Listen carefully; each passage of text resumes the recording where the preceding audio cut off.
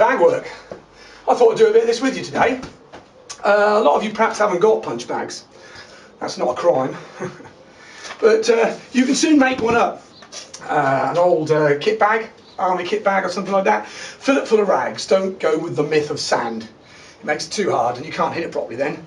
Rags are fine, and this should feel just like a real person when you push the rags in. If it's too hard, you need to thin it out a bit. If it's too light and soft, you need to put a bit more in. It feels like a real person. Probably not as muscular as me, but you know. Okay, so that's that. You can buy them as they are, and I guess, but these days you can still order them and have them sent to you at the moment. If you do so, I'll treat yourself to a pair of bag gloves as well. These are not boxing gloves. These are a thinner skin. Okay, your sparring gloves aren't meant for this, so don't use them on this. They'll fall apart. Okay, but these are proper bag gloves, and they're ideal for the purpose. Bit of a contentious issue. Some people say a real martial artist doesn't need bag gloves.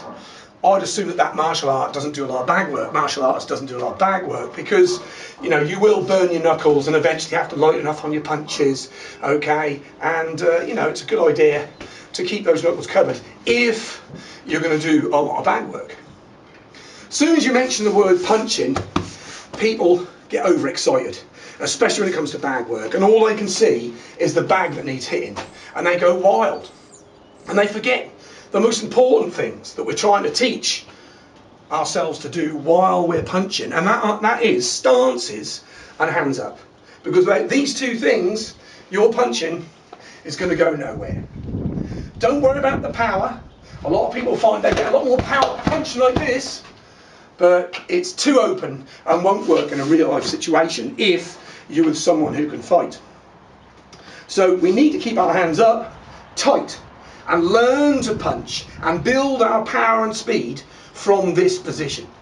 Keeping back so you're side on facing, hands up protecting your head, elbows in protecting your midsection, no wide gaps. And then lead with the basics. Your jab, very important. This is a safer punch, okay, and the one you want to start learning to lead with power. A lot of people get so used to tap, tap, bang. Make the jab work. Boom, there, boom. Then start working on reverse punch. Here, again, keep your hands up. Hooks. And then work on combinations. Okay? So combinations, basic combinations like jab, jab, cross. Jab, cross. Jab, cross, jab, cross. Jab, cross, jab. Jab, cross, cross. You can even go cross, jab, and change it the other way. Though, that would only be used for special occasions. Okay, jab, jab, cross is a great starting place. And then of course, possibly unlike quite a few boxers, we try and swap to the other side. So now here we are, and we're what they call southpaw, which means left leg back. Again, tap. Keep the hands up here. 1, 2, 1. Control the bag. This will become very important later on. Make sure the bag's not swinging wildly. If you hit it one way, bring it back in and control it back to the upright position.